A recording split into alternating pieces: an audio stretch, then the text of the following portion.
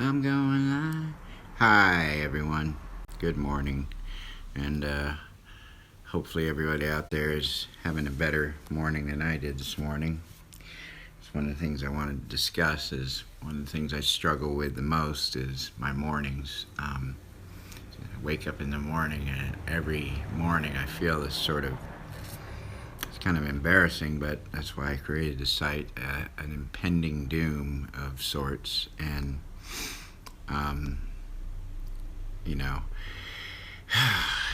to get out of that feeling is really hard at times. See, that's how I feel. That's how my brain feels in the morning. And so I have to dig deep and just find something that I can latch onto and realize that I'm worth something and that it's worth getting up and getting out of bed and brushing my teeth and cleaning myself up and not having my room as a hoarding mess as it always is, my bedroom. So, you know, I just, sometimes it's like I am in this constant dream state, and I don't believe that it's real or true and that I'm somebody else, and I wish that I never became who I am.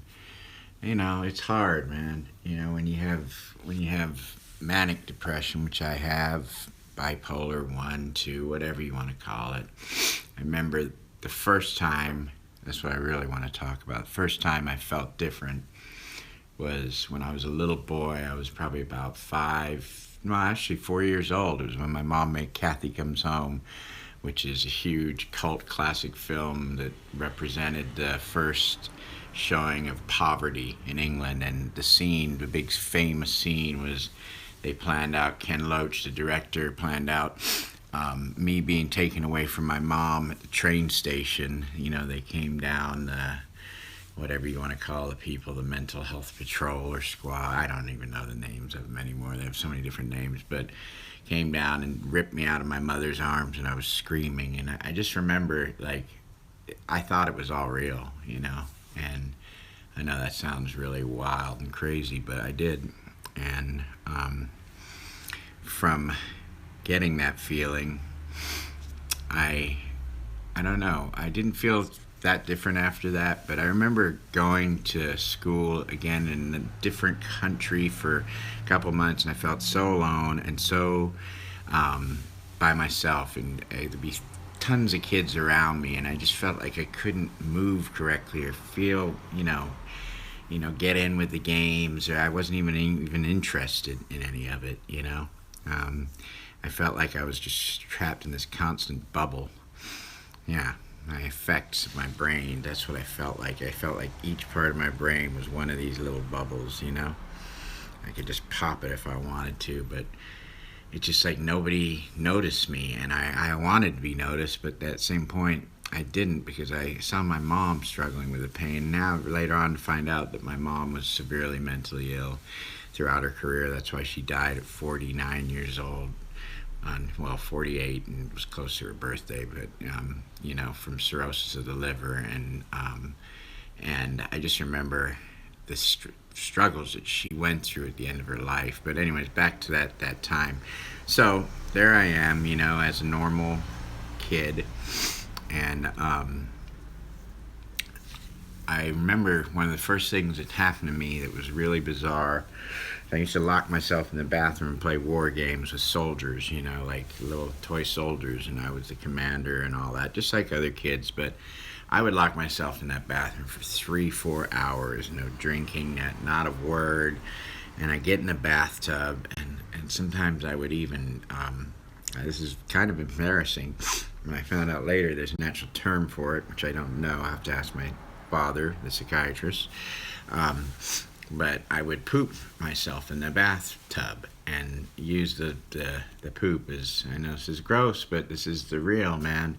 That's why I decided to do this. I want to be real, and I'm not bashful, or I'm not going to hide anything. I'm going to share it all with whoever decides to ever watch this. If it's just me, that it'll help me. But I used to use them as like battleships, and there was some sort of part of me that pushing and the pain was part of the pain that I was feeling. And so my dad told me, just a few years ago that there's a natural diagnosis for that, and there's people that do that throughout their lives. Thank God I don't do that anymore, and I probably stopped around the age of 12. But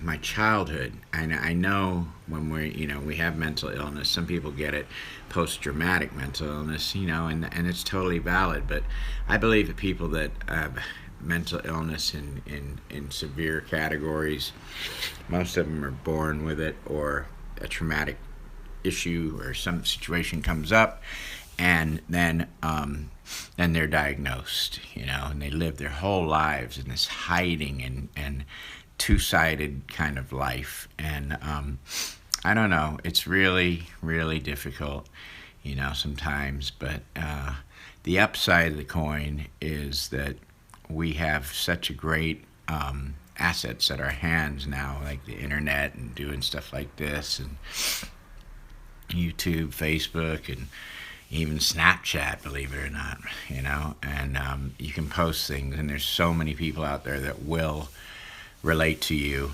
and understand what you feel.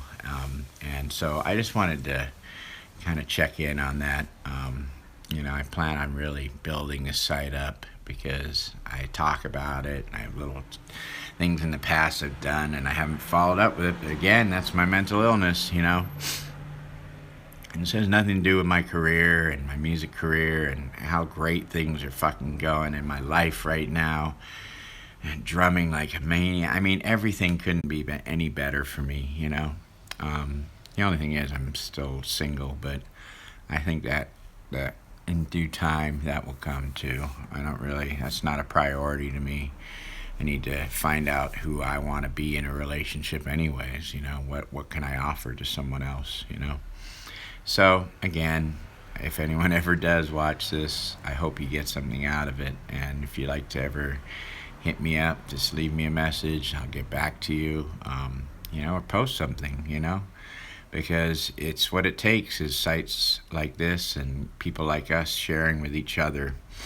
And I really believe that by doing that, you can create your own visions, and your own kind of dreams will come true. Because, man, I was washed up and done. I was in a board and care, I'm being real honest here, 8 years ago, 80 pounds heavier, non-bathed, just hair looked like a Rastafari that was on acid or something, I don't know. And I was just in this constant state of just, ugh. Oh, boy. And so sad. And I just watched my family, watched the way they looked at me, and it was so painful. But, I never thought I'd make it back, And I do have to thank the program of AA, and I can say that, for helping me understand, and the great friends that I have. My God, there's so many beautiful people out there. So if you ever feel alone, don't feel alone. And, reach out to me, reach out to anyone. There's so many places you can go to now for free. You don't have to spend thousands of dollars. But first, figure out one goal that you want in your life. Just one tiny goal, and, slowly work at that. So that's all I have for today. And whoever does ever check this, I hope that I can one day talk with you, and we can talk about our wacky thoughts, because I know you have them. I know there's millions of you out there. There's probably people that will view this and then not say a thing, and I understand. But it just by reaching out and saying something to someone else is the greatest gift you'll ever get to help your mental illness, above all the medication.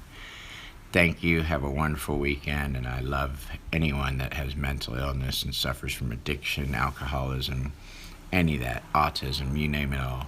I love you all. Any affliction. Because everyone's got something that is holding them back. Have a great day. Bye.